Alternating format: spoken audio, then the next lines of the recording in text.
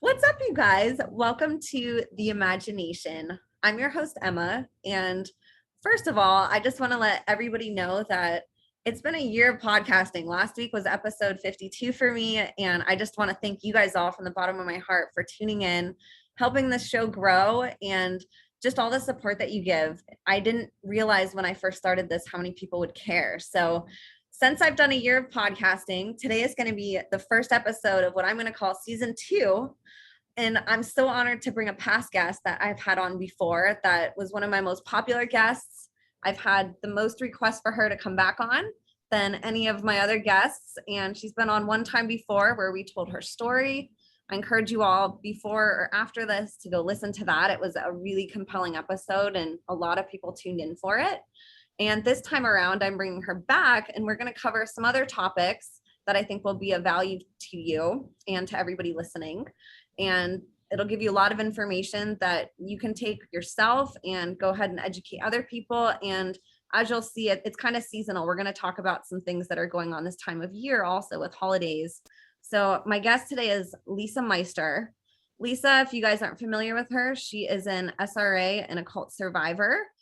She's a survivor of many other things, but that's what we've talked about in the past. And really that's what she specializes in, talking about and educating people on with her unique experiences. She's an author. She has 2 books out. She just launched one that we're going to talk about today.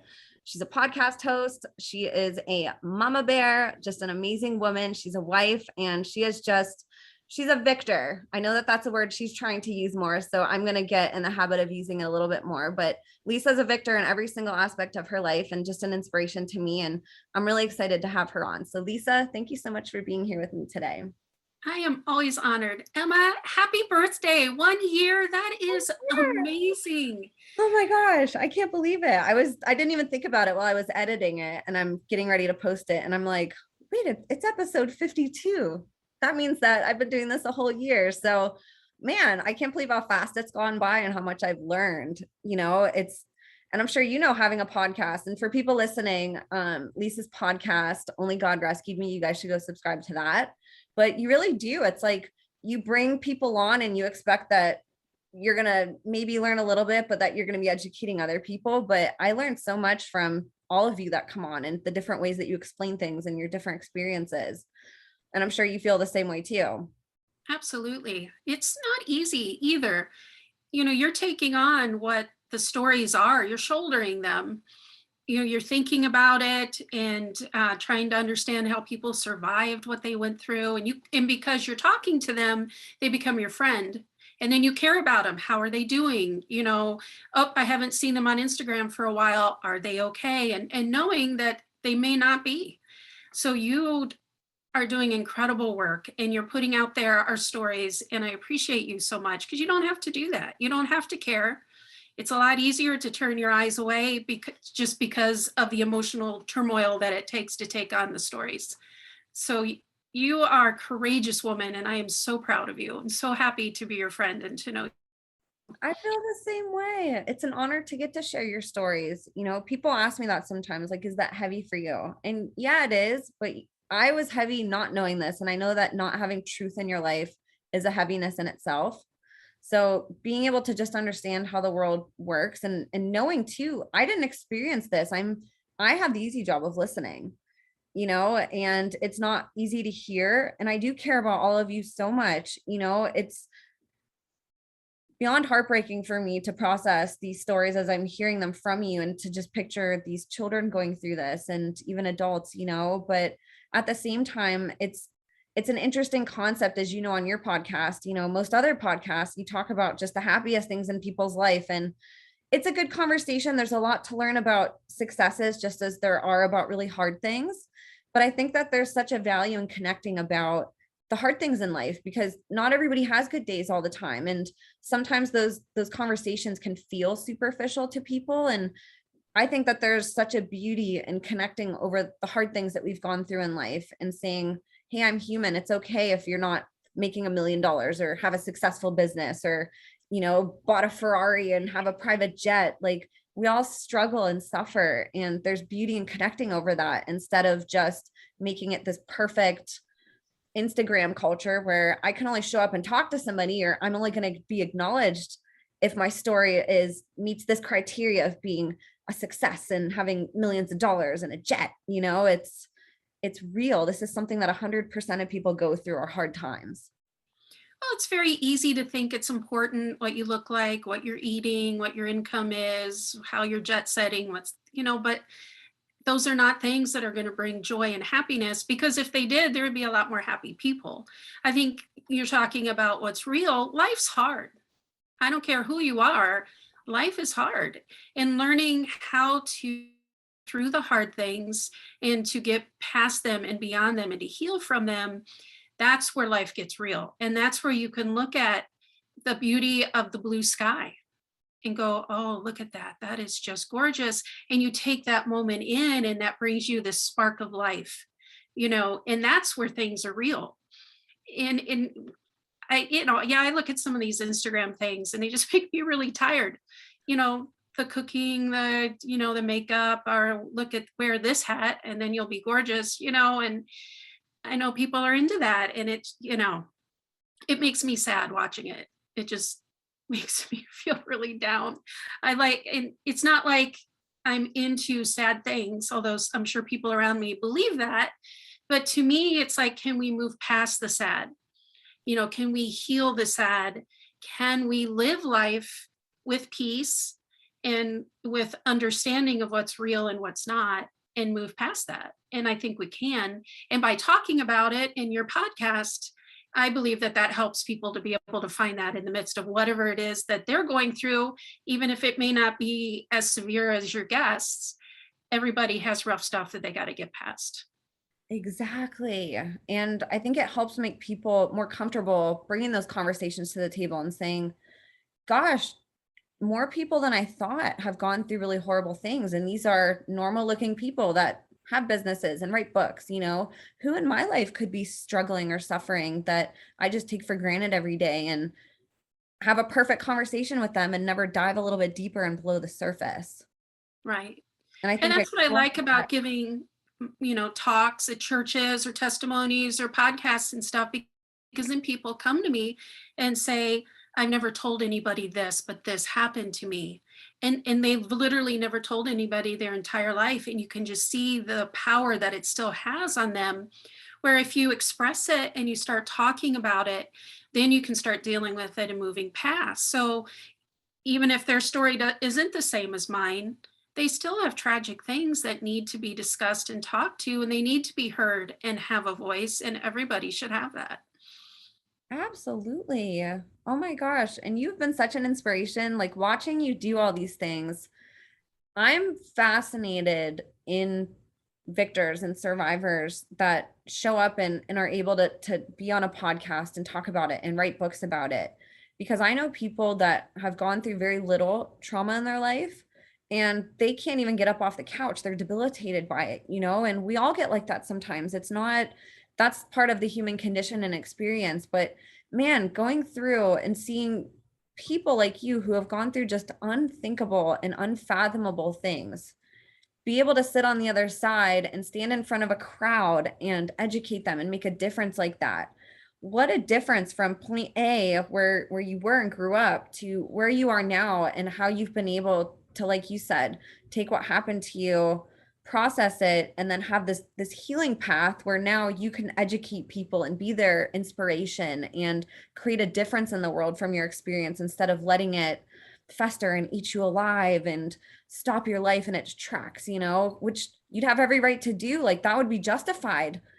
Sure. Like I said, it's people that are there.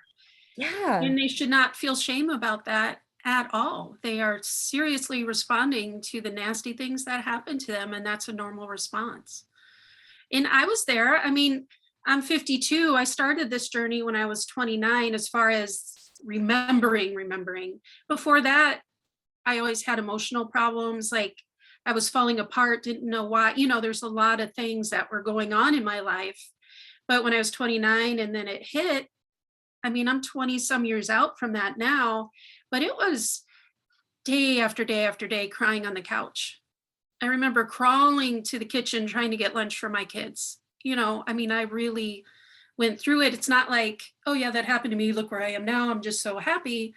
PTSD meltdowns where I'm in the closet with my back against the corner and nobody can touch me, just really have time, and nightmares every night, getting raped by groups of men and not being able to get, I've gone through it. But there is healing journey. And I always say it's a marathon. It's not a dash. I wish it was. I've heard people say I gave God 3 months to heal that for me, and that would be nice. But it takes decisions day by day. And knowing that I am not beaten, I am not broken, I am having normal responses to nasty things that happen to me. And then like getting in sync with your body instead of fighting it. And that's like big things that I learned, because I spent so much time at the beginning fighting every single memory that came out, and no, that couldn't have happened to you, that's too bizarre, and just like weeks before it's like, okay, yes, it happened. So it's not like I'm great, everybody else should be great too. It's let's just take where you are and let's go a step farther and let's get a step better. And we can do that. We can heal. No matter what happened to us, we can heal from that. And my journey was with God, and he came in and just did amazing things for me. So I was so broken. And I had this distorted view of God because of my dad, because we talked about this earlier, a lot of times we take the abuse and we put it onto God, and we think that that characterizes him.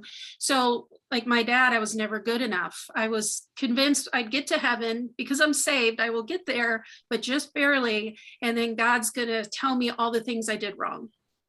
And then I found a verse in the Bible in Zephaniah that says, he rejoices over me with singing. And I stopped. I'm like, oh, wait a minute. He rejoices over me with singing. He's not mad at me. He's not looking at my deficits. He's rejoicing. He's proud of me. He's saying, good job.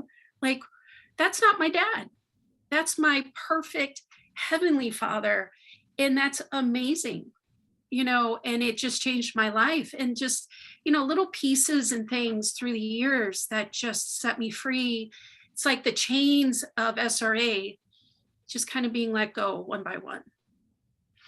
In your own words, just for people who might not have heard your first episode, would you be able to give just a brief definition of what SRA is for people who might not be quite as familiar with that? SRA is an extremely sadistic, emotional, spiritual, sexual, physical abuse of young children and vulnerable adults that is in the act of worshiping Satan through blaspheming God and Jesus and his death and resurrection. So if you're worshiping God, you're just worshiping God. God, you're wonderful. God, you're great. Thank you for all you've done for me. If you are worshiping Satan, you do it through blaspheming God. So there will be Bibles, there'll be crosses, there'll be people dressed up as Jesus going around raping kids, a lot of blood, because Jesus, when he shed his blood on the cross, he did it so that we don't have to. Well, in the demonic, they want a lot of blood being shed all over the place, because the devil's going to take anything God's doing and the devil's going to pervert it and run the opposite direction. So Jesus died once for all, where the devil is trying to make everybody into a sacrifice, and he's trying to completely destroy each and every person. So he's destroying the victims that are there, the kids, but he's also destroying the people that are choosing to participate in it. They think they're lining up with him and he's going to give them all these favors and all these powers and things, and not. They're going to get destroyed and they're going to end up in hell, and it's not going to be them having this power in hell or being in charge of things. They are just going to be a victim of it. So, I mean, it's this huge, bad environment for everybody that's there. And I have no sympathy for the people that are choosing to participate in it. And I know some people do. I personally don't. But at the same time, the idea of anybody going to hell is horrible. And them choosing to line up with the devil, I don't know if I'm ever gonna understand that. I try, it's like there's just something inside of you. It's like if I could put my mind on it and understand it, then maybe SRA would be understandable. But it's just not. I'm somebody that tries to take a step back so that I can get a clearer picture and, can try to figure things out. But that one, I just can't. If anybody ever figures it out, please contact me and let me know. I would love to hear what you have to say. But why people are okay with torturing and killing children and babies and animals, I can't get my mind around that at all. And the normal person can't, right? And that's why this gets so written off so many times. It's something people can't even confront mentally to consider that might be a possibility because it's too horrifying to even think about. And as somebody like you who's experienced it firsthand and went through it, the fact that you made a choice to not continue that generational pattern, that to me, I don't know how somebody could listen to you and still have empathy for somebody, because you're an example of somebody who made the opposite choice, and not everybody does that. I know it's something that does get carried down generationally and not a lot of people do get out of it. But the fact that there are people that have, that shows that it's not something that can't be broken. Everybody that's in there doing that has a choice. And you were an example of somebody who decided to do the complete opposite of what the examples were that you saw growing up. Now, how does somebody like you go about getting their body back in sync after going through all of that? And then at 29 years old, you have kids and husband, and you're experiencing all of this as if you don't already have 20 million other things on your plate, being a mom and a wife and everything else that you're doing. How does somebody start that process? And especially, how did you do it? I think it's different for everybody. Like there's no two survivors that are going to heal the same. Just like if you take two people and you do the exact same abuse to them, they're going to react in two different ways. So every survivor is going to react to the abuse and they're going to react to healing in different ways. For me, it was like flashback after flashback was coming. I had no control over them. They were, it's like you're right there. Like you lose reality, you lose where you are, your family has to try to ground you and bring you back. And my kids were small. They were like 1, 3, and 5 when this started for me.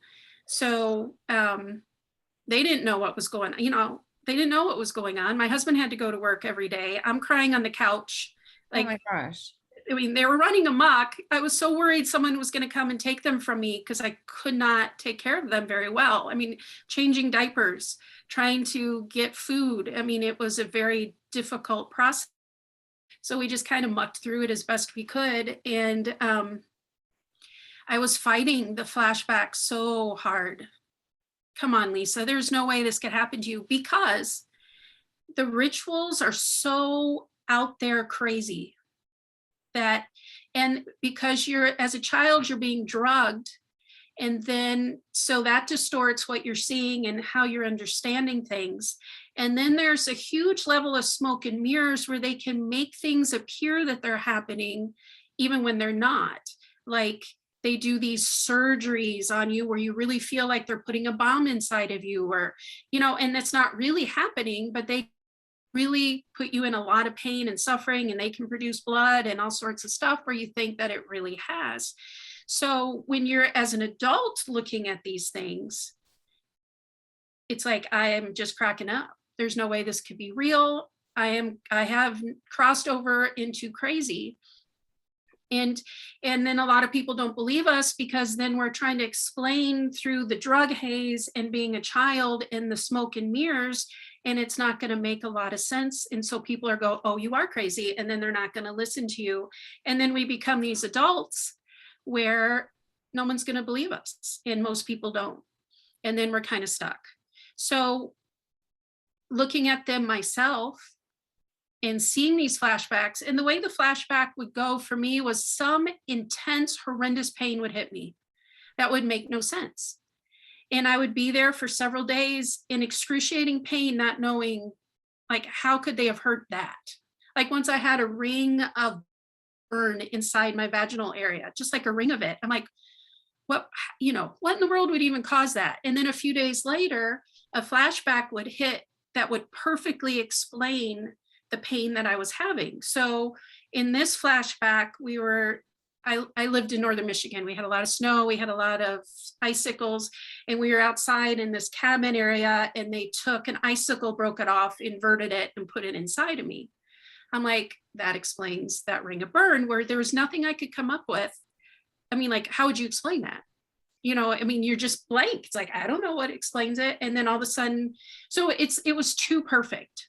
There's no way you could make that up. And my husband explains it, like, if you were there seeing her having the emotional fall apart when these flashbacks hit, you would never not believe it. He's like, I was there, I experienced it. Yes, it was real. And yes, that happened to her. So accepting that, finally, instead of fighting each one, oh no, that couldn't have happened, just say, okay, what's this one? And I was interviewing John on my podcast one day, and he said someone told him, when a flashback hits, give it a week. Don't fight it. Don't say, no, that couldn't have happened. Yes, that happened. He said, just sit with it for a week and then deal with it. And I see great wisdom in that, because it gives you a little distance. You're not in emotional upheaval from having it. And then you can look at it. And so for me, I started having new flashbacks again in January, unfortunately. And so now I look at them. And that's this year. This year, yeah. It's like, okay, yeah, that was really bad. And just accepting it, that must have been really hard. It's like talking to my dissociated parts. So whatever part had that happen to her, which is me, it's complicated, but saying, that must have been really hard for you. I'm really sorry, that never should have happened. And then bringing that part to Jesus so that part can get healed. And he just has these wonderful ways of, meeting that part and talking to the part and healing the part. And it's just this wonderful thing. And I get done, I'm going, oh, that was just, and it's like this weight goes off your shoulders a little more, because, all those things happen, they're all weighing you down. And it's like the steam valve every time you get a flashback, even though it's terrible. Now it's like, finally, another thing we can deal with and let go. So instead of fighting it, instead of fighting my body, I'm now listening to it and going along with it. And it's making the healing process way easier than it was back when I was 29 and kicking and screaming the whole way. Lisa, you're crazy. Lisa, you're stupid. Lisa, what's the matter with you? Get yourself together and just get up and get moving again. And you can't, no matter how you talk to yourself, you cannot. So it takes a while. It makes me wonder too, how many people get misdiagnosed and actually do go crazy because nobody can tell them accurately what's going on with them. Schizophrenia and bipolar. Those are so common. And I don't doubt that there are a good percentage of those people that actually do have that. But for the rare person like you, that's not even studied in psychology, like satanic ritual abuse, MK Ultra, different types of mind control, even hypnosis, which is so much more commonplace and something that I went and got educated on what that was, right? And I didn't need to experience it as a child. Like, I went and chose to do that.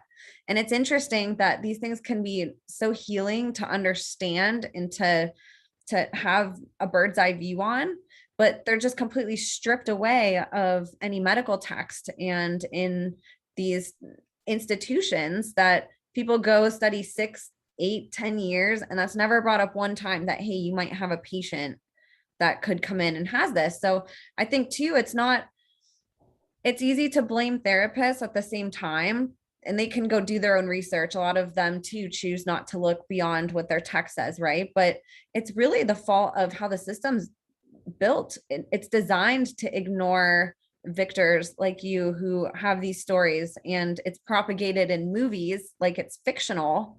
So when people do hear it, it sounds so out there that it's like, that can't be real. You have to be having a delusion. It has to be a hallucination, right? And even with those aches in your bodies, our bodies store emotions, right? And so for people too, I want to make a point to say this, that are saying, well, how do you physically feel it? that is what pain is a lot of times for people, and they're unaware. It's not just that, but emotions are energy and they store in our body just like a normal pain and our pain receptors do. And we can feel emotions sometimes. And I mean, a good example is think about when somebody is sad all the time. What do? They curl up and they put their head down and they cross their arms all the time. They're not open, right? And over time, somebody's shoulders can end up developing to where they're permanently here and their neck is permanently forward. And they end up getting a physical ailment where if they try to move out of that, it's very painful. Our bodies adapt to pain sometimes, and you can release it by actually understanding the memory behind what went into that. When I was a fascial stretch therapist many years ago, we worked with the tissue in somebody's body to help release pain, however that was manifested. And that worked with the emotional system too. And sometimes I would be working on people, and let's just say somebody had shoulder surgery. And after you get surgery and it's healing, you're very guarded. So you don't have the same range of motion a lot of times as your good shoulder. And that can go for any part of your body. And so when you can actually get somebody to relax enough to where you can move their shoulder and like that full range of motion that happened before their accident or whatever it was that injured their shoulder. I've had people that were totally fine getting on the table, break down and cry because the tissue released the emotion, which brought the physical emotion into their body. And they didn't necessarily always have the memory for it. It just was this release. They just start bawling their eyes out. And I'd have these giant men that I would be working on that would just cry. And they're like, I'm so sorry, I can't control it. Like it's involuntary, And it's like, no, that's exactly what you're supposed to do. Like that was stuck there, and it's gone. And that's beautiful that you experienced it, and there's a lot of truth to that. And I wonder that too about all the pains that we experience, like how much of that is trauma, but hearing that example that you said, that can almost be unbelievable to tell a therapist that like, hey, I felt this pain that was actually real in my body. And nothing happened to me. It was a memory that caused it. That too can even be like, all right, you're crazy. And it's like, no, we have such a misunderstanding of how connected our mind and our body are, and realizing that and hearing those examples, it's very, very true to life. And any normal person can feel that if they've had some type of trauma in their body, there's an emotional attachment stuck to that somewhere. And what would therapists, so whenever you would go talk to people, what were you told some of the times? Like what were some of the things that were wrong that you were told personally? Well, I had a lot of really good ones, none that really understood SRA. Like I was the first person that presented and that sort of thing, but they were very good, very understanding. Now, trying to find a therapist sometimes, some people would treat me badly. Like this one psychiatrist, I was explaining that I was an SRA survivor and she leaned forward, does the government know? And I just up and out, it's like, I'm just not gonna deal with this. It is, no matter how people treat us, we have to respect ourselves and our body enough to say, I will not be treated this way. And we have that ability to walk out. So there's always going to be people that are going to try and talk us out of what we know is true. And we don't have to listen to that. So I believe it's very important having a team of people around you, and it's finding those people that will back you up. So like finding a pastor, and my husband and I would go and just kind of give a little basic outline so that they would understand that I'm an SRA survivor. And the good ones were like, what can I do to support you? I've never experienced this before, but how can I help you? Or even the pastor I have right now, he's like, well, would you give a testimony at church? Like in front of everybody? And he's like, well, yeah. I'm like, okay, like that's amazing. It's like really amazing. But some people, it's like, don't tell anybody, this, like, it's the shameful thing. So you just have to be careful with who you're around. And like, there's people that fall out of your life, like they find out, they're like, I don't want anything to do with you. It's like, well, I'm really glad to know that about you. Goodbye. I don't need you, and like to walk away from your family. I don't have anything to do with my parents or my brothers or that side of the family, and it was really painful at first, but it was really weird because I realized that I did not miss them specifically. Like my mom, I realized that I had no relationship with her, that I did not miss her as a person at all. Now I missed her office, but she was never somebody on my side. She was never helpful to me. She was always condemning. I was on bed rest with my daughter for 3 months, and it was touch and go. I mean, she was almost born several times, and I had um, an IV in my leg, giving me around the clock meds to help stop contractions. I mean, it was just incredible. And she was telling me I was making it up. Like, based on what? What makes you think that I'm making this up? If I've been to the hospital, there's real contractions, I'm actually dilating, I've got this pump in my leg giving me but her thing was, well, you just make these things up, it's not real, you can get up and work, you're just being lazy. Or she came once right after I had my second child, and it was a couple days after I'd been home from the hospital, and she's talking to my dad on the phone. Oh yeah, she's happy being lazy and just lying around not doing anything. It's like, they just had a baby, and so your family even are people that you need to walk away from. They're very toxic. And if you stay with them, then you're putting your children in risk, because then they can access them. And, I have so many stories of survivors' children being accessed by the grandparents. You walk away from people who do those sort of things, and look at it as a gift. If someone's nasty to you, say, I'm really glad to know that about you. Now I don't need to invest in you as a friend. And it's not being cold and it's not being nasty, but it's a way of protecting yourself enough how you'll be treated and what you allow and what you don't allow, because you're the gateway of that. And, there's some survivors that I know that are in their room all the time and they never leave it. But that's their way of respecting themselves and keeping themselves safe. And that's what they need to do, and hopefully we can them and help them feel support, come alongside them in however we can. But it's just, people that have been abused have a lot of things that they need to work through, and they're going to do it at their pace, and you got to line up with them and help them as best as you can. Now, aside from therapy, what other things have you personally done that have been really beneficial for your progress? For me, writing is a big one. So any kind of creative outlet that you have, art, music, I like to play the piano, and it's a good way for me to express things that I can't in any other way. Or it's a place for dissociated parts to have an expression when they don't have one in any other way. And that it's just like this balm that kind of comes in to your heart. For me, the podcast, or Instagram posts where I'm fighting back and I'm saying that this is not okay. I'm exposing and telling what happened and explaining it to the world. That's helpful for me, and it's an outlet.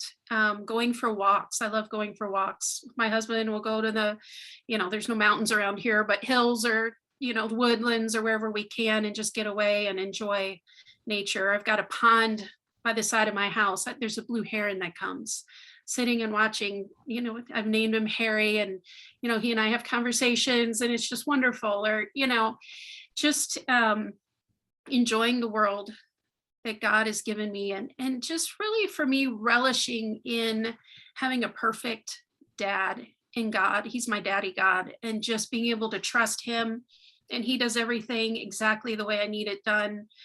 And he knows how to speak to me and to help me and to encourage me. And reading the Bible, I just love it. It's just so wonderful. It's relaxing. It's encouraging to me. But then the more I read it, especially the Old Testament, there's so much against evil and judgments that he brings to, there's a lot of SRA talk actually in the Old Testament. And God is very angry with all those who participate in it.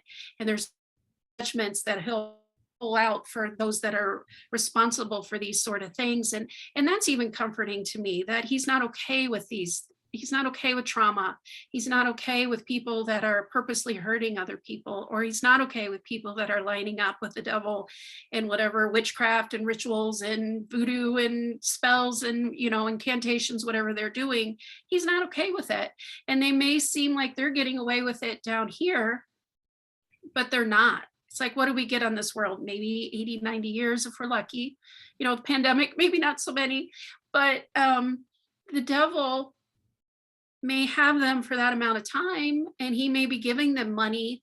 They may have power and authority in government, and they may be making decisions, with the pandemic that's taking away people's rights and, the sex trafficking and all that stuff that they seem to be getting away with. But even Epstein came to an end of what he was doing. So he got away with it for a lot of years, but he didn't get away with it forever. So even that's encouraging to me. It's like, okay, I was in it for 18 years, but I got out and I got away.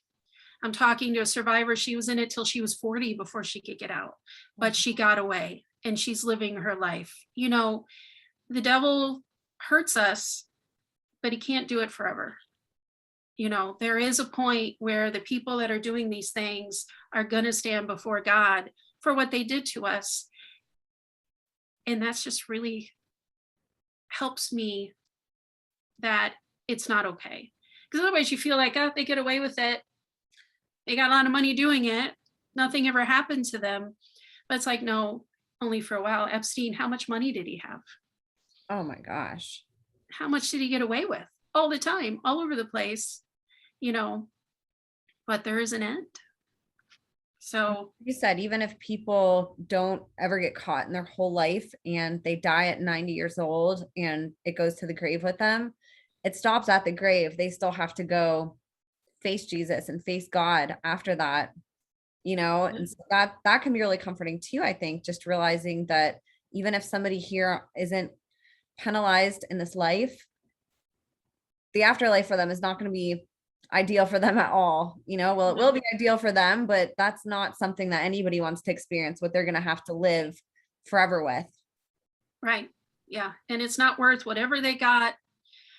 People can be rich their whole life, but they don't take it with them. And everybody knows that, and once you're dying, it really doesn't make so much difference how much money you've got. You're going to face God and, whatever decisions you made in your life. So let's make sure they're the right ones. Let's get right with God and have a relationship with him. And that's where my healing is. And that's where my joy in the world is. It's in the things of God that make me so happy. I'm never happier than when I'm worshiping God just by myself, anywhere, just me and God. And it's just, it's so nice. So like I've seen the worst that the world has to offer in rituals. It's horrible. It's really, really bad. But then I've also experienced God, and it's so wonderful. And so I see that as like this line in the sand. You've got the devil and you've got God. Let's go to God. He's got the best way. He's got the best things. He can make me happy. Even in the midst of circumstances that are swirling around me that maybe aren't comfortable, I know that I'm right with God, and that just, and that's where life is, experiencing the things that God's given us in good ways. And I know for you, getting there wasn't easy. What was that path like? Because I think right now more than ever, there's people that are falling further away from God with everything that's going on in the world. Even if they weren't really close with him, they've almost let him go. And there's a lot of people that were close with God that are not anymore. On the same token, I think there's more people getting closer to him, but the polarities now are so different. And I'm sure, I know you mentioned before we hopped on here that you've been actually getting contacted a lot. People seem to be struggling extra, and I think that with all the trauma going on in the world, people that aren't victors and survivors, they're dealing with a lot of stress. And then it can be even worse for somebody who's experienced a lot of trauma in their life and might not even have to do with what's going on in the world versus this spiritual battle that we're fighting right now. I'd love for you to talk a little bit about that, because you have some really great insight on how you've guided those conversations with people who approach you. Well, everybody can agree that things are way more difficult now You've got the pandemic, you've got governments trying to take more control, you've got people that don't have jobs, or they don't have, people have a lot of financial issues, a lot of people with severe medical issues going on right now, a lot more cancers, a lot more people that are, in the hospital with all these really scary things going on. Everybody is affected right now by where the world is. I believe that because we're getting to the end, and in the Bible, it talks about that when we're getting to the end, and it tells you what the end is going to be like. And it talks about a great falling away where people are going to just walk away from God. And we're seeing that all over the place, which is really concerning, but it's expected. So what's going on is because we're getting to the end, that this fight between God and Satan is at a greater confrontation than it's been, because the devil knows his time is really short. He's going to take out everybody he can along with him. SRA is all lining up with him, getting him to the end, bringing in the Antichrist. They've got these soldiers. So like SRA victims that have not been able to get out. And so maybe they align themselves with the occult and they become the next perpetrators. Those people have been programmed. So when the Antichrist comes, he's going to have these soldiers of people that can just go and do what he's telling them to do because they've been programmed that way. And he can do and say certain things, and you're going to get behaviors from people that are going to go with what he's saying. They're going to be killing people. There's just going to be mass craziness everywhere. And we're seeing some of that already. So I believe that there's this even more intense spiritual battle that's going on. And right now, it really affects SRA survivors.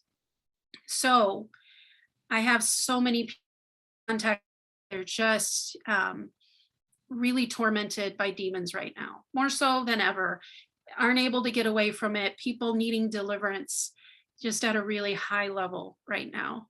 So to be able to combat it, the only way, because this is spiritual, is through God.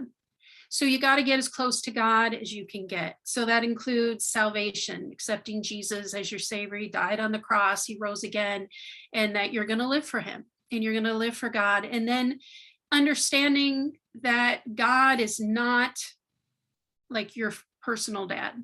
So for me, getting my dad out of the way so I could see God, who he really is. Like, God is loving, but he is love.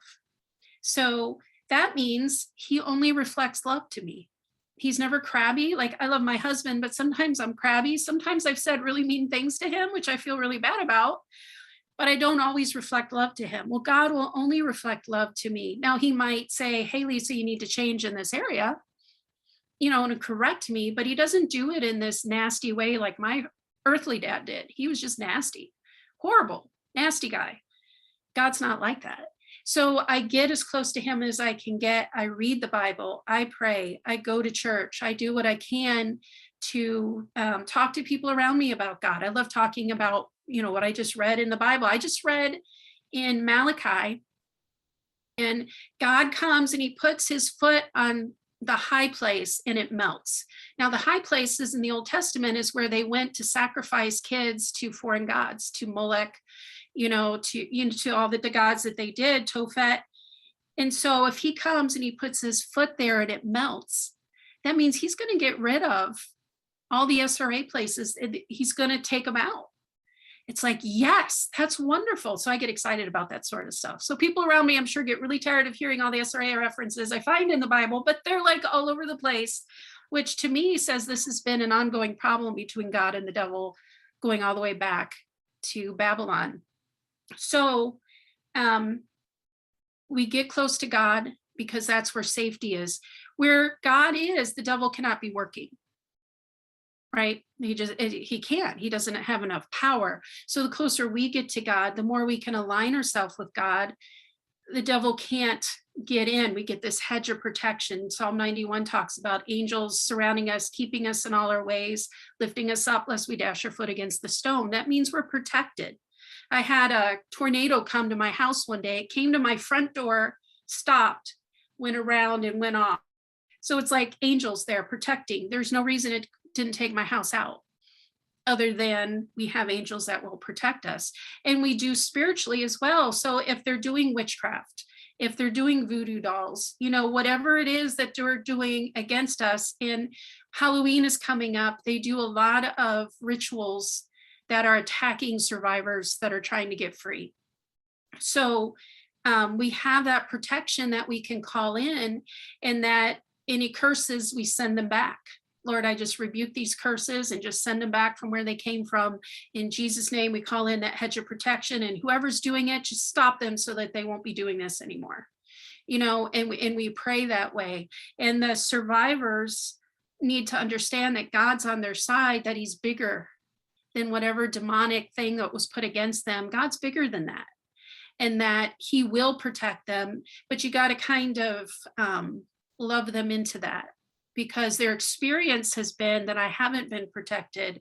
So now they need to understand that God is their protector, and that, we can rebuke all that nasty stuff that's sent our way. But it's a process of learning and growing, and, in our walk of faith. Also realizing that you are safe. It's looking around, looking at your walls. Oh, my walls are blue. Oh, my ceiling, I've got sparkles on my ceiling, which is really kind of cool. But looking around and seeing I am in this space. I am not a child. I am not being abused right now. I can feel the carpet under my feet. I am right here. I am okay. And it's talking yourself through that. It's parenting yourself. It's momming yourself. I am okay. God is my refuge. God is protecting me. The enemy cannot take me anymore.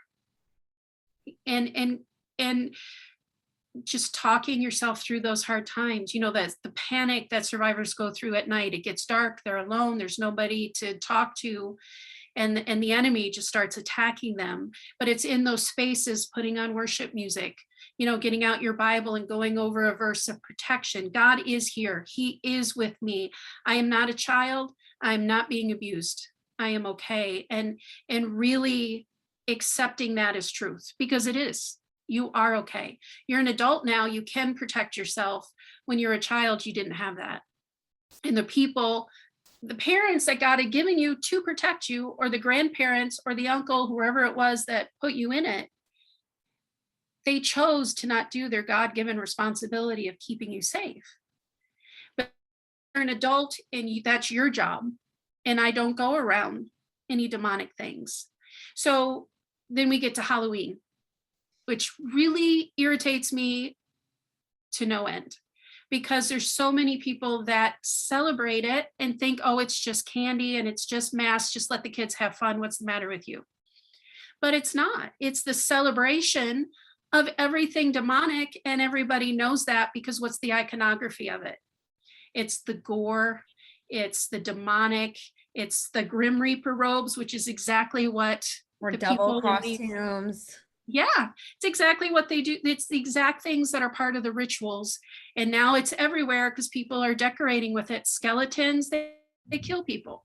Even the jack-o'-lanterns, to me, they're like the skulls they would have in these rituals. They'd have skulls with candles in it. And to me, that's what a jack-o'-lantern is.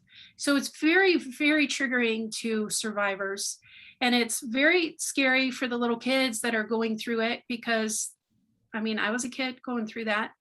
I survived all those Halloweens, but there's a lot of kids that didn't. There's kids that they're allowed to kill. There's kids that they're not allowed to kill. There's breeding that's done. So like teenagers, they're impregnated, and, they let them get 4 or 5 months, and then, Halloween comes. So then they will abort the baby and then sacrifice the baby. So there's a lot of really nasty things. There's nothing positive about Halloween. Period. So it's ironic to me. They're killing some kids, they're giving candy to others, and we're like, oh, it's just candy and fun. There's nothing wrong with it. Yes, there is something wrong with it.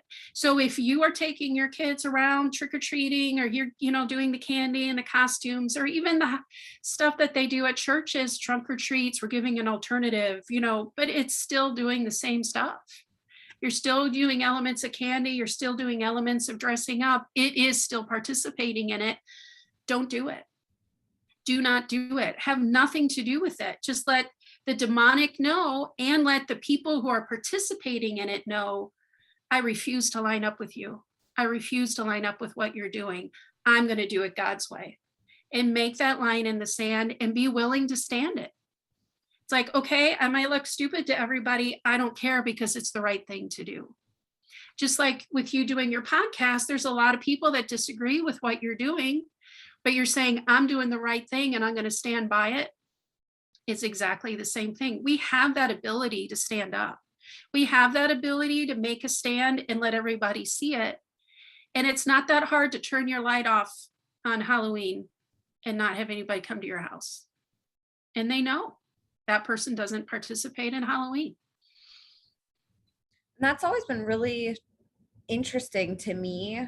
I've never been a huge Halloween person, but it was always interesting to me just how scary it all is. And it's like every other holiday, it seems, has this really positive message behind it or something to celebrate. And then you have this holiday where everybody watches horror movies and they dress up in these really horrific things. And when I heard you talking about Halloween, it totally opened up my eyes, because I haven't really talked about holidays or gotten into that with other victors and survivors that I've talked to and the meaning behind it. But I've been starting to look into that, because I know that there are calendars in the satanic world that they abide by every year, and learning how demonic Halloween is and how it's really a way to have society give energy to this horrific, all these horrific rituals that they do. Because if we're participating in it, and they're, even if people aren't spiritual or even if people aren't believers, they are. And so our energy feeds and propels what they're trying to do, and they're getting our consent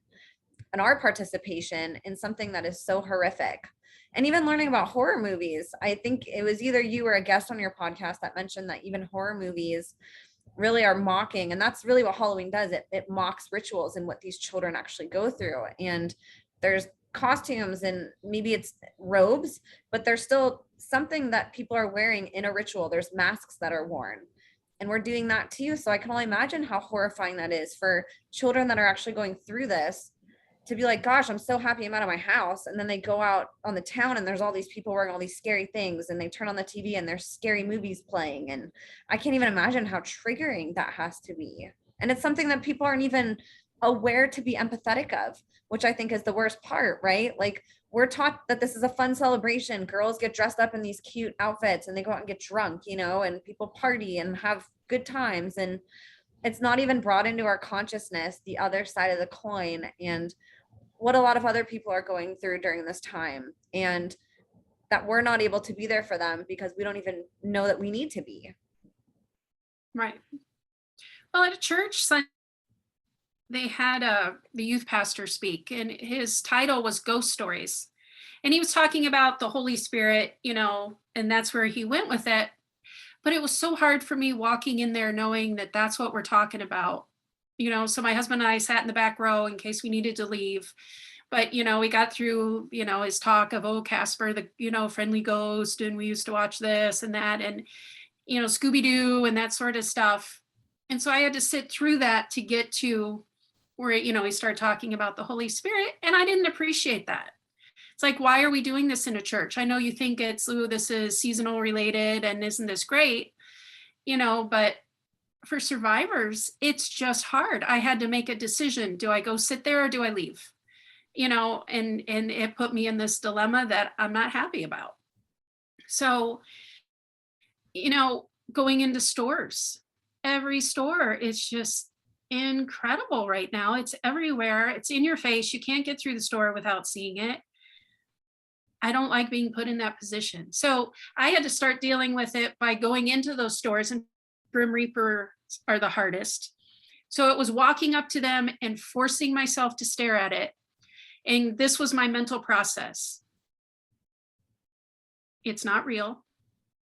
It was just a person in there. It wasn't a demon in there. It was a real person. They were choosing to harm me. This is just because somebody's stupid and they think this is cool. This isn't even a person. I'm not harmed by this. And then forcing myself to stare at it and trying to calm my heart rate down, and just, so it was a few years of doing that. So now I can go in, I still don't like it, but it doesn't throw me. Like I used to walk when my kids were still living at home. We go in the store and they go, Mom, look to the right, Mom, look to the left, Mom, look down, Mom, trying to protect me from having to see that stuff, because you had to go in the store, you have to eat. Yeah. You cannot not go into stores. You still have to buy stuff. So like trying to make a big trip when you go, but it's just uncomfortable. And so for me, it's uncomfortable because that was my experience. It was real. There really were Grim Reaper people walking around, and they were harming me, and I never knew if they were going to kill me. And that's terrifying to a child. You don't know. Whatever they do is going to be horrendously painful, and it's going to involve sexual abuse of some sort, and it's going to be nasty. It's terrifying. So why do we go and say, oh, isn't that fun? And why do you say it's just costumes and it's just candy when it's not just costumes and candy, it's all the other stuff with it. So I don't agree with Halloween, and I don't think anybody ought to be celebrating it. And even with horror movies, I used to be a fan myself whenever I was really young. And I look back and I'm like, what was it? Like, that's actually really sick that people are attracted to that and like find fun in watching it. Because if it was something that a friend or a loved one or one of our soldiers, whoever, if we saw a heading that somebody, a real person went through that, we would be disgusted and appalled and want whoever committed that crime to be sentenced to the absolute highest degree.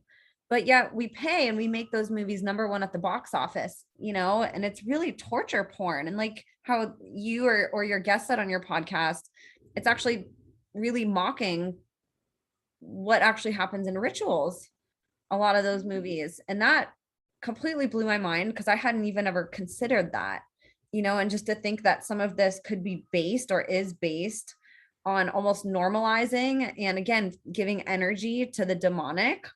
And we're looking at it like entertainment and paying for it and watching it and being obsessed with it and getting posters and dressing up, and it's like, gosh, what an interesting concept that we celebrate that when it's called entertainment, but we look down on it when it actually happens. But we ignore it when it actually happens, and we pay attention to it when it's actually on a movie screen or when we can click it on our TV. Right. What if we made a holiday celebrating what just happened in Afghanistan, in Kabul at the airport, and we just started decorating with that and celebrating it? Everyone would go, no, that's stupid. You wouldn't do that. That's horrible. Well, it says people there. It's not just me. There are hundreds of thousands of us worldwide right now.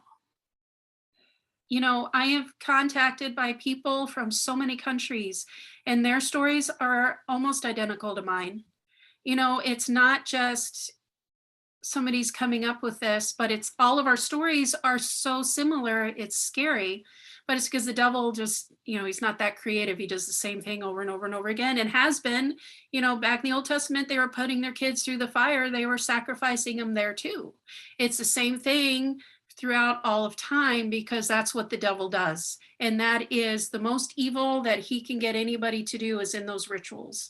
And that's where he gets a lot of power. And, by getting people to line up with him, he's getting he's got this army. And we know it because we see so many evil things all over the place. The devil's busy. He's really busy. So we should not be lining up with him. We should be fighting him. It's not just that these people show up on, All Hallows Eve or Devil's Night or whatever and start doing these rituals. They're getting ready for them months ahead of time. They got to get all these girls pregnant, and then they're doing all these rituals, preparing for the rituals and getting themselves, whatever. It's not getting them pure, what's getting them more evil, I guess, preparing them to do what they're doing. It's a long process every year. And then that night they're getting their yearly assignments for the next year, how the demonic's going to be working and what they're going to be doing. It's a big deal. So we need to about what makes fight it. Can you talk a little bit about how Halloween's a little bit different than other rituals and that process of what exactly do they do to prepare and how long? Because that right. Alone should open people's eyes to be like, why am I celebrating this? When you actually hear the intention behind this big day for them. Well, they got to sacrifice a lot of babies. So Every group is going to be doing that, and they have to come up with these babies to do it with. Now, you cannot have a baby that's born in a hospital because they're going to have a birth certificate, and you can't have a child disappear. So that means they're going to take kids in these families that have grown up in it. So for me, when I became a teenager, then they would impregnate me so that they, several months out, because you need a baby 4 or 5 months ish, so it looks fully formed and whatever by the time it's born. So that's that many months getting somebody pregnant, getting them through these pregnancies. They're praying over, they've got their crazy cursing that they're doing over this baby because they want, I don't understand what all, I really don't want to know all that they're doing, but they're preparing this baby so that they can kill it, so that they can get whatever power out of it they think they're going to get. And they do. The devil will give them power. You can feel the energy going through your body of the demonic.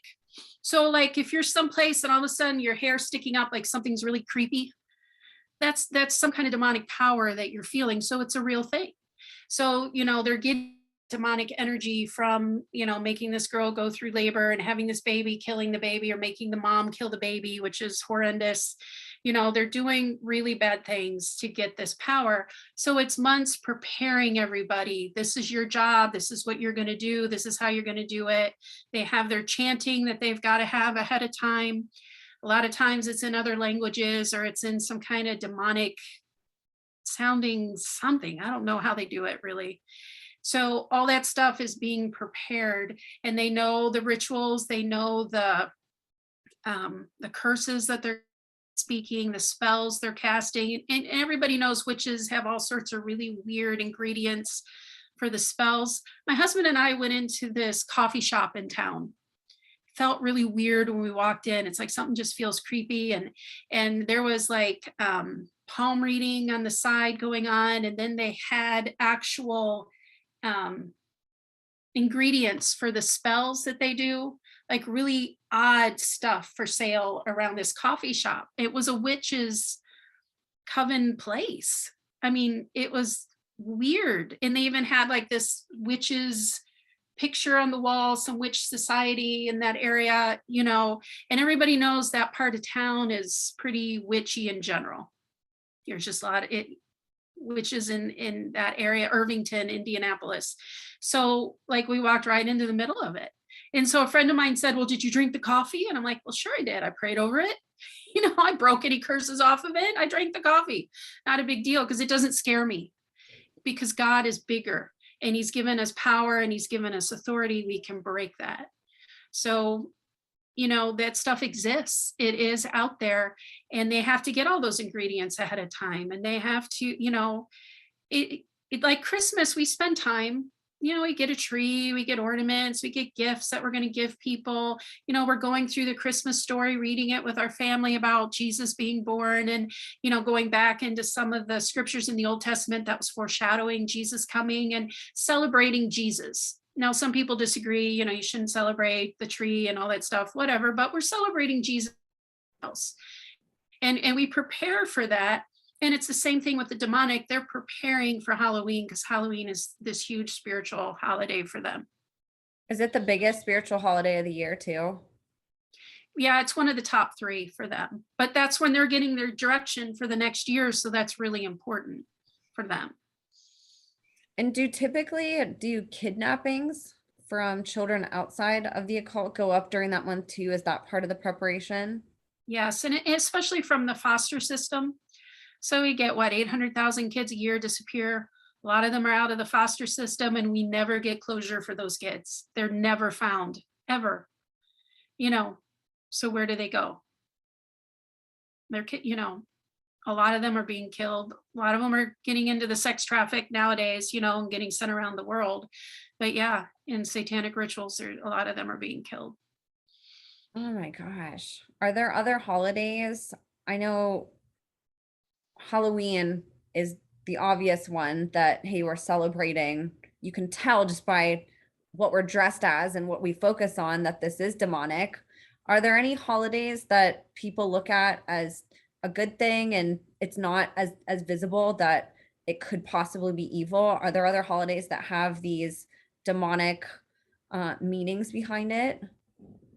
Well, a lot of our holidays are actually good. We're celebrating good things, but the devil will take them and he will twist them and pervert them. So Good Friday is a really bad one because the whole thing in worshiping the devil is mocking the death and resurrection of Jesus. So in rituals in general, they'll try to get a kid as close to death as they can and bring them back, and that's mocking it. But when you get to Good Friday, there's a lot more of that happens, and getting raped on top of crosses, and kids getting put on crosses, like tied on them and stuff like that, and just really mocking what Jesus did. So that's another one where survivors really fall apart, and it's a struggle trying to get everybody through it and trying to help everybody. So it's not like that's the holiday and it's just a bad one. It's actually a really good one. Jesus actually did come, he died, he rose, celebrate that. But the devil comes in and twists and makes it really bad. Majority of how satanic stuff all around them to make them really bad. So a lot of survivors just fall apart every holiday. And then also because survivors have had to walk away from their families, they're alone. Like if I'm going through my kids getting married right now, and having none of my family there is painful for me. It feels like a shame. It shouldn't be, but I feel shame that I can't even have a family, to represent. And it's painful. So you holidays and people don't have a family, and sometimes their husband or wife will leave them and they find out they're an SRA survivor. They're completely alone. They have nobody. And that's a lot of survivors are there, and holidays are just a really rough thing for them to get through. So if you know survivors, reach out to them in the holidays, reach out to them around Halloween, see how they're doing. Just let them know you're on their side and that you care. It's not like you can fix it, but just knowing that people are there and reaching out is really sweet, and it's very helpful. And then survivors don't feel or putting up on social media. I know there's, SRA survivors out there, or Halloween survivors, however you want to say it. I want you to know that I'm really sorry. I care about you. If you need somebody to talk to, I'm here. And those sort of things can do a lot for people. Putting up, I don't celebrate Halloween. I see that on people's sites. I'm like, oh, thank God. It makes me happy. I'm not alone. And that's a nice thing too. So there are ways that everybody can reach out. How do you recommend, especially parents? I'm not a parent, and so for me to step away from Halloween, I am more than happy to, because it always gave me a weird feeling anyways, and confirming that what I felt was valid and that it's even worse than I could have imagined. Like, I'll never celebrate Halloween again. But what about the parents that have kids that are used to going trick-or-treating and these traditions? Maybe there's a work celebration or obstacles that make it really hard to walk away. How do you recommend that parents or just people struggling with that? Because I'm sure there's a lot of people that do wish or want the courage to do it, and it's just hard. Like, how do I navigate this after I've been celebrating it, or my kids have already had 4 Halloweens where we've gone trick-or-treating and all their friends do it? What can people do to start walking away from that, especially from a parent side? Certainly a process. Yeah. And the kids, especially if they've been celebrating it before, are going to feel bereft and that it's not fair. And that's okay. To talk to them child appropriately, depending on their age. I now understand that it's a bad holiday, that it's not celebrating anything good. So we're not going to celebrate it either. And as your kids get to be teens, talk to them. There's demonic stuff out there where they are sacrificing kids. They are kidnapping kids. We don't want to line up with that. Or there's a lot of scriptures in the Bible about not celebrating witchcraft or, seers, things like that. Bring out the Bible and say, God said has nothing to do with this. So if we are celebrating Halloween, then that means we are having something to do with witchcraft. And God said not to do that. So, make that line in the sand, explain to them, we're doing this together. We are not going to celebrate Halloween, and it might be painful. And then make a tradition to go instead. You can go out for ice cream, or you can, like we've started setting up our Christmas tree on Halloween, because then I can celebrate something that I can look at and enjoy. And then it gives me 2 months to enjoy it before Christmas anyway. We just started that last year. So that was helpful. Find something that you can do instead of as a family and make it that's what you do. Whatever that would be for you, whatever would be a nice thing for your kids. But it's important for our kids to know that we do make decisions and that we do make things that are not going to be popular, and that's okay. And it's okay to be hated on by the people around us. If that's what they're going to do, we can actually make it through that. And I think that those sort of things actually make our kids stronger, because going along with the crowd is never a good idea to teach your kids. It's going to come back to bite you every single time. So to teach your kids how to make stands against things, and to stand and to take all the criticism or take the bullying or whatever it is, and that you're still going to be okay, you're doing the right thing. And then we're teaching them to actually be stronger people in the process. And I love the idea, like you said, about taking that day to do something positive. Doesn't mean that you can't have something to do, but like you said, worshiping God, the enemy is working overtime and then some on that day. And they have the participation of society helping them celebrate the demonic on that day. So being able to be on the side of the resistance and saying, I'm going to celebrate God this day. Like, I'm going to spend time with my family, reading the Bible, or something that has to do with God in your own tradition, going to church, whatever it is that you can do that day. Especially this year, Halloween falls on a Sunday. So people can go to church that day and celebrate God and bring energy towards something that they believe in, and that's more integrity with who they are. Maybe you can still have candy while you do that, right? So it's like you can still bring those things in, and you can still have something that you're doing with your family, but it doesn't have to be, like you said, doing what the crowd's doing. Right. And we're able to do that. We're way stronger than we think we are.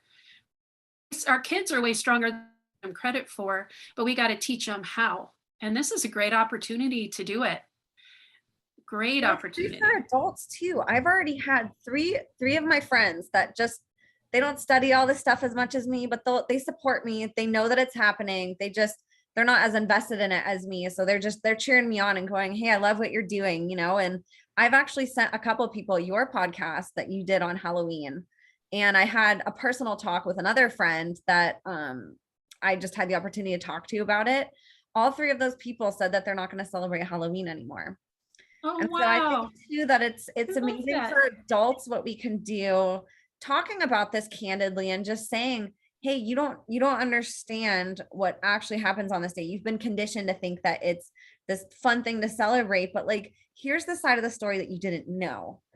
And when people hear that, especially, I think it's more of a helpful conversation, obviously, with people who are awakened. If somebody's completely asleep and doesn't even believe in this stuff anyways, they're just going to think you're crazy if you're talking about it, but I think one person at a time, if you get one other person in your life that's not going to celebrate it, and then they pass that gift on, and they get two people that aren't going to celebrate it, and that moves, eventually the majority shrinks, right? And so eventually it won't be popular. It won't be the popular thing that society's doing. We'll have a different way to do it. And maybe there'll be a minority of people that don't walk away from that, but we have the power to change that with our decisions. And as much as we can say, well, what's it going to make a difference if I don't celebrate it this year?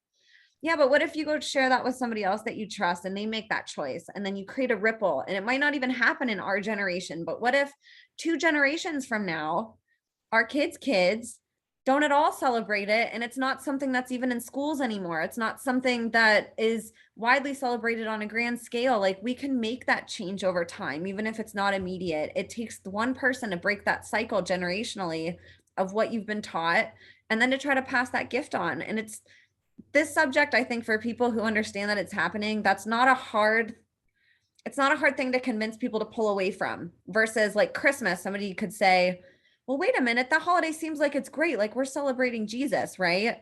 And thankfully, that's not one that is rooted in the demonic, But Halloween, like, it's just so obvious, you know, it's not as hard to convince people that, hey, this isn't what you think it is. And if you actually think about what it is, if you just look at it and see all the horror and the gore and the demons and the devils and the grim reapers, like you said, and the death, like, what are we, why are we celebrating that? It doesn't even make sense if you think about it logically. It's just we're so conditioned to be like, oh, it's Halloween again, you know, I'm experiencing it for the 30th time in my life and it's normal. And it's like, it's not normal though, if you actually think about it. Right. And some people are like, we're just celebrating fall. I hear that. That's all we're doing. I'm like, well, do we celebrate spring? Do we celebrate winter? Do we celebrate summer? So why do we need to celebrate fall? It's just part of, the demonic smoke and confusion. And, it's like, yeah, you can justify it however you want, but it doesn't make it right. Absolutely. And really, it's like you see somebody making a stance for that and you make that stance yourself. People notice that and they ask questions, and it's like I said, it's not a hard conversation to have around this because it's already there. You're just reinforcing and saying, hey, I know you've always looked at this in a positive light, but like actually look at it. Take your emotions and the memories out that you've had and like just look at the facts that like we're celebrating horror, we're watching horror movies, we're celebrating death. Like, what about that is celebratory, period, regardless of your memories? Right. And I think one person at a time, I have hope that people will walk away from this, especially awakened people as they learn.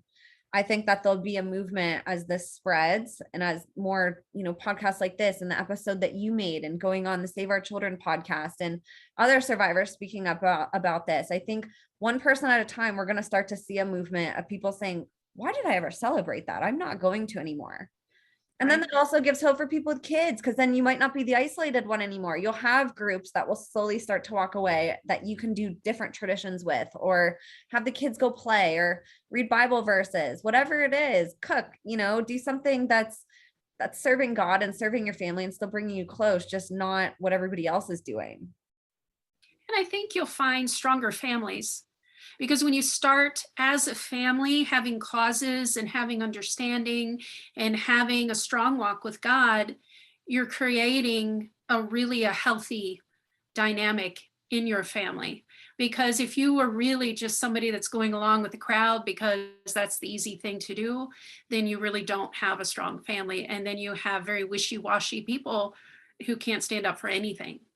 We have to learn how to stand up and make stands and be okay with people being upset with us. It's not the end of the world. We can do that. I love that. And I hope people listening, I hope that gives people courage, and like I said, I'm not celebrating it. Lisa's not celebrating it. So already you're not alone. If you're thinking about walking away from it, we can all jump on a Zoom call on Halloween day and do our own thing, but I encourage people. Lisa did a great episode on her podcast too, which I'm going to link below, that she talks how this ties into God a little bit more than we did on here, and talks about Abe and different parts of the Bible and how that applies to Halloween too. And she ties all into it. So I'll link that below for you guys to go watch, but take that episode and share it. I think it was 12 minutes. It was not a hard thing to digest and it was short. And a lot of people that I know, like they might not listen to an hour, but they'll go listen to 12 minutes. Like go send that to people if you're not comfortable having that conversation. Because it can be kind of hard to bring that up if it's not something you normally talk about. But luckily for you, people like Lisa are creating content that you can go easily share. And I encourage you guys to do that. It's going to take one person at a time. Like we're never going to hear on TV to not celebrate Halloween. That's always going to be propagated that we need to, this movement has to start with us where we say, I'm taking a stand, and the more that we do that and that we come together and do it, like, I really believe that change can happen. And that's what's really exciting for me is seeing more people have these conversations. And for you, Lisa, like how I was saying earlier, your whole journey with how you've evolved from where you said you were crippled on the couch, just crying and not able to function, not even feeling capable of raising your children, going from there to where you are now. You have a podcast, you're writing books, and I'd love for you to talk about your newest one because that's so exciting. Congratulations, by the way. That's Thank you. Amazing. You have 2 books under your sleeve now, and I know that you're just scratching the iceberg on where you're going with this, and this is just the tip for you. But I'd love for you to talk about your new book also, because I think that's really exciting, and I think people are going to find a lot of value in it. Thank you. I appreciate that. It's called You've Got the Wrong Guy. Here's a picture of it. Fun fact, this is my husband. So I've started his silhouette cover career. That's very kind to do that.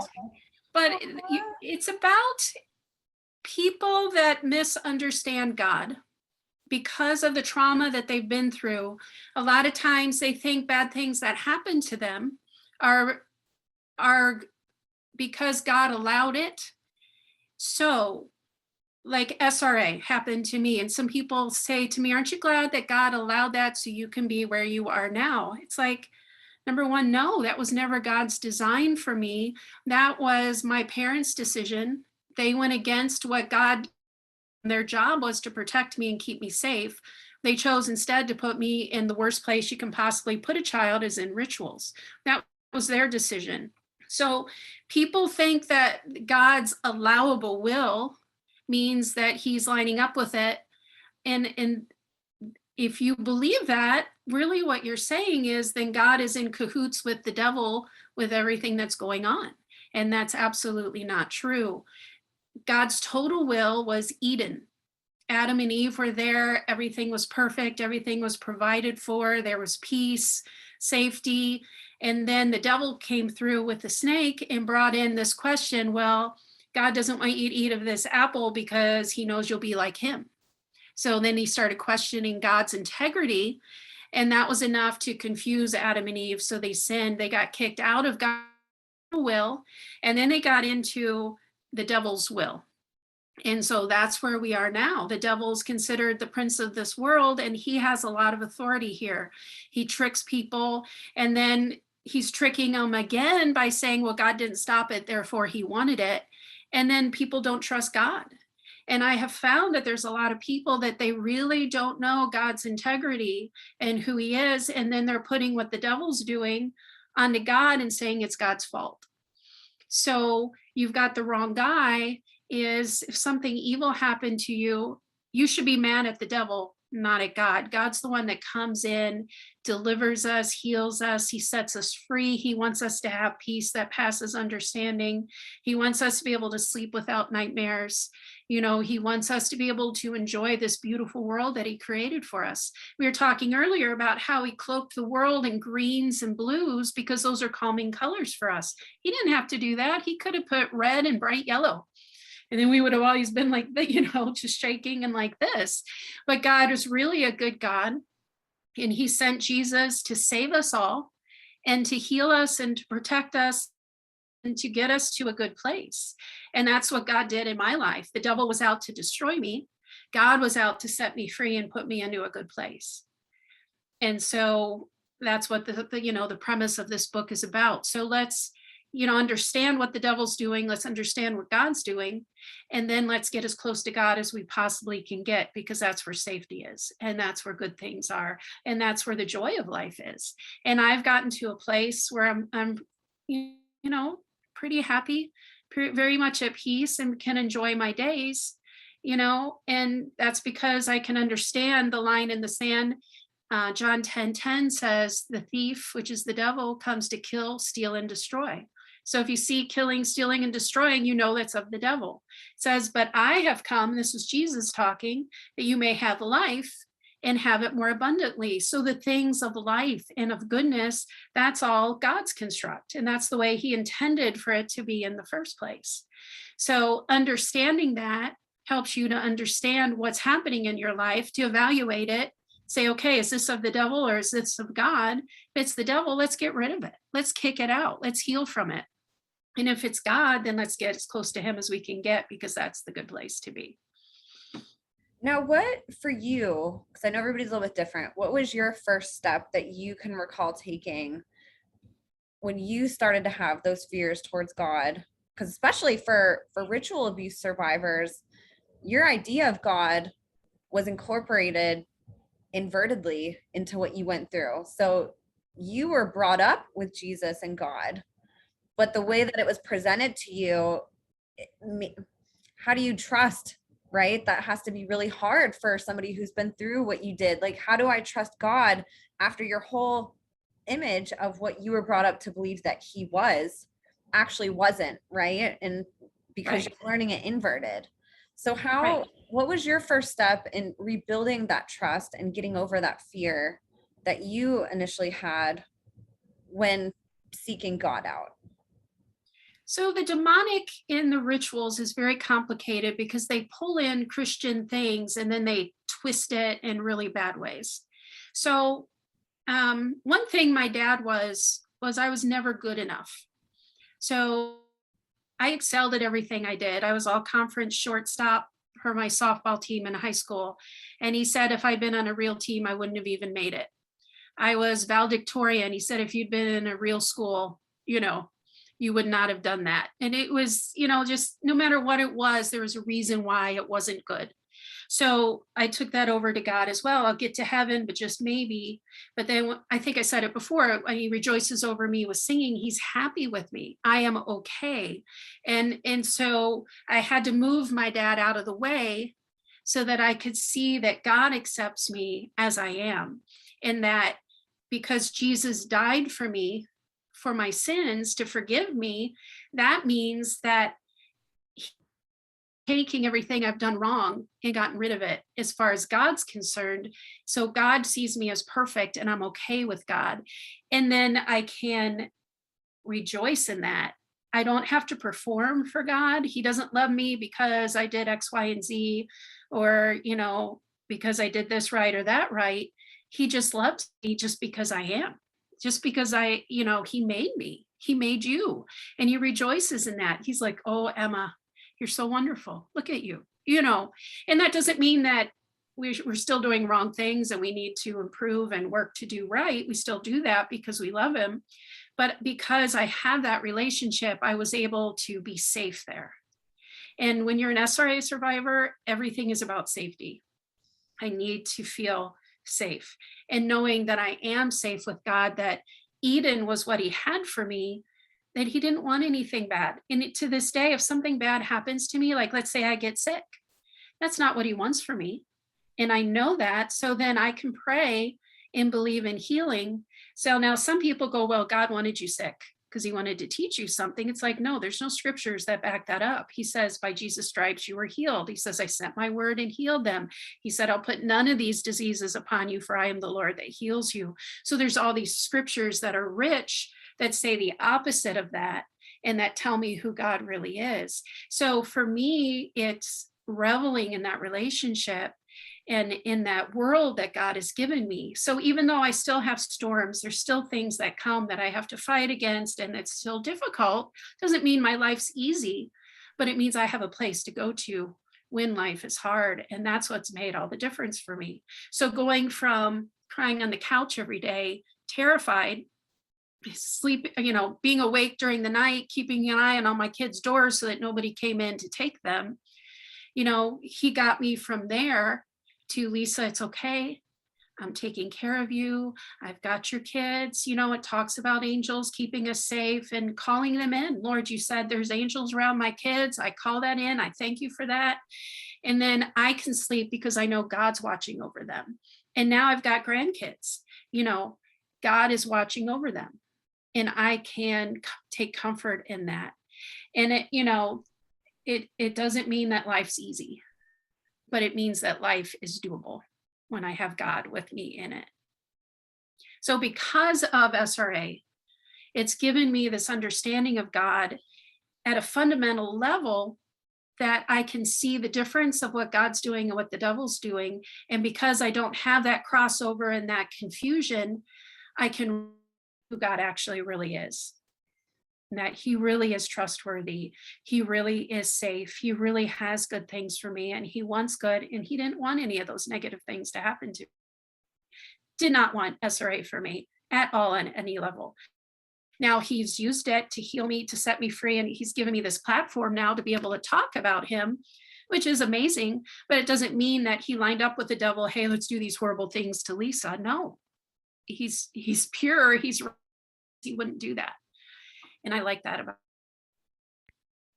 And there's that free will element too, right? That people, I think, can get misconstrued if they don't understand, where it's like you said, they think that Jesus and God were in cahoots with the devil when his job isn't to control anything. He's the complete opposite of control and of what Satan stands for, and he gives everybody free will, even the devil himself.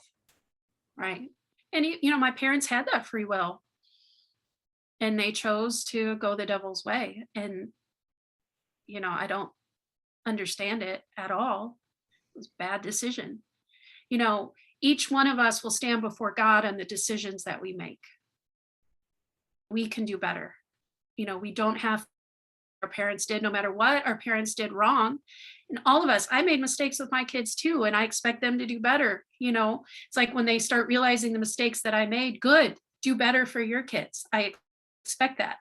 My husband and I fixed a lot of stuff coming from both our families, but we didn't fix everything, and that's where each generation, let's do better. Let's be better. Let's pass on better things. We can do that. My kids were not in rituals. Thank God. We were able to for them. Stop that for my grandchildren. That'll never continue again in your lineage. Yeah. Yeah. Because we're aware and my kids know what to look for and, they know it's out there.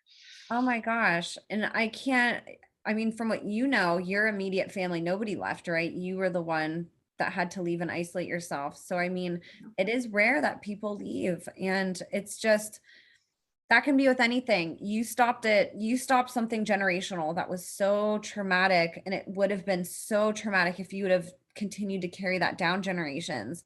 But even for people who haven't gone through something that traumatic, think about really bad dietary habits that you're carrying down to your kids that you had from your parents, or stress habits, or anything, right? We're all toxic in our own way, and that's so powerful that we always have that choice to say, it stops with me. It stops right here.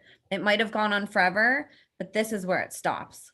And that gift, like, I get goosebumps just thinking about like how powerful your mission is, Lisa, and like what you're doing, and just the bright light that you are, and the example of how unbreakable the human spirit is, right? They tried every way to break you. They did everything possible to break your spirit, and you walked away from that, and you're here smiling today and worshiping God and Jesus and preaching his word and sharing your story and making these tremendous impacts, whether it's in church or on your podcast or writing books. And you are just, you're a hero to me in every single way, and just such an inspiration. And I'm so grateful that you're out there doing this, because I know these topics are heavy. It's not easy to even hear, much less to talk about. And I imagine that every time that you talk about it, it probably gets easier to an extent, but it's still not something I'm sure that you care to think about all the time and to talk about all the time. And I want to commend you for being able to do that, because your content, it really is making a difference. And more people are waking up to this, and they're going to need avenues and resources that they can learn more about this, because it's hard to find content and resources. And as you know, many survivors either don't leave or they're censored. So the fact that you have a voice and you're using it, it's just so beautiful. Thank you. I appreciate that. I'm trying. It just shows that God's bigger than the devil. The devil thinks he's so powerful, and a lot of people follow him, but God's bigger. He's the end result is God wins. We just got to go through these years, make it through, but God is in control of the end, and it's going to end right. Now, for people who are interested in purchasing one or both your books, which I encourage people to buy both, where can people go get your books? Where are you at with that? I'm on Amazon, Kindle, and then Barnes and Noble online also has them. So, and if all else fails, contact me and I can get you one. Maybe with an autograph, potentially. Absolutely.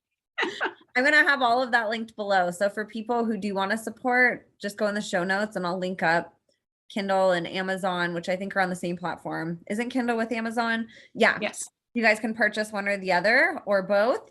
And then the Barnes and Noble link I'll also put down there. And then Lisa, where can people find you for your podcast? Where can they find you online? How can people connect with you otherwise and support you? Only God Rescued Me is the name of my memoir. So that's what I have. Everything under podcast, Instagram, Facebook, you can find me there, or Lisa Meister, you can find me there as well. So, Okay. and I do answer people. I've got a team that helps me to do that because we get a lot of people contacting us. So we are responsive and we will get back to you. And just for survivors to know you're not alone. There's a lot of us out there. And, we had to go through abuse alone. We should not have to go through healing alone. So I also have some Facebook groups that are closed that you can find. So if you contact me, I can put you in contact and get you there. We've got a lot of survivors. We talk about memories, talk about healing, talk about God, try to encourage each other. And a lot of people are really struggling right now trying to get through Halloween. Don't be alone. Find some people that can help you and support you.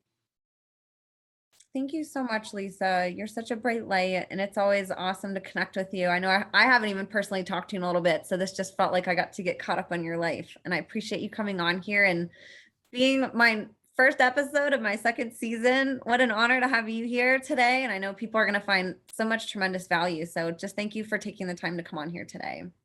You're welcome. And congratulations. I'm so excited about your new year. You're doing really good work. Thank you. We both are. It's awesome getting to be voices for victors and, to hopefully make a difference. I hope that there's going to be many more instances that we see in the world of survivors and non-survivors breaking traditions that were toxic, that they don't want to carry down anymore, and it starts by having these hard conversations. And so for people listening, please support Lisa, support survivors. I know it's tempting to want to donate and support nonprofits, and that's still doing something if there's nothing else that you're able to do if you don't have time. But I always say go directly to the survivors, support their projects personally, invest in them, buy their books, go tune into their podcasts, connect directly with them. So you know exactly where your dollar's going. We know that not all nonprofits, we don't always know where our dollar ends up at the end of the day. And we can always hope that it goes somewhere good, but go buy her books and support her and show her some love. She's giving you guys really affordable and free information that's going to teach you a lot about how the world works. It's going to help answer questions that maybe you didn't hear on here. It's going to help fill you in on her story and some of the insight that she has that a lot of us don't. And you're paying attention with more than just your dollar. We invest with our energy and our time, and we have to be very aware of that, because just like what we were talking about with Halloween, what do we want to give our energy to? I think all of us, if you're listening to this, you're probably devoted to giving your energy to things that are going to help make the world better. And it starts with one little habit at a time, giving up Halloween, taking your dollar and your energy and supporting somebody like Lisa instead of maybe the top 20 pop artists that you're supporting that might not be working under integrity like Lisa is. So I encourage you guys to please connect with her, write her reviews, subscribe to her podcast, connect with her on Instagram and the other platforms she's on. I'll have that all listed below.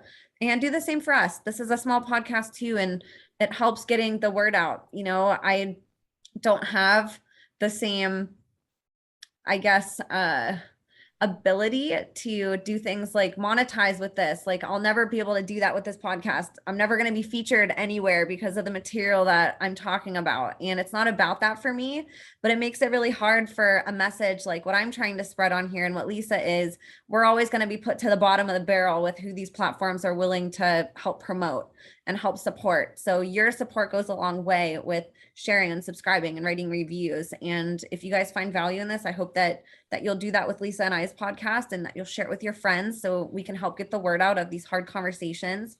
And just thank all of you guys again for listening for the past year. It's such an honor to get to spend this time with you guys and to have your support with the survivors, and that you care and you're invested in learning about their stories. So just thank you, whoever you are sitting at the other side of the screen or of your phone.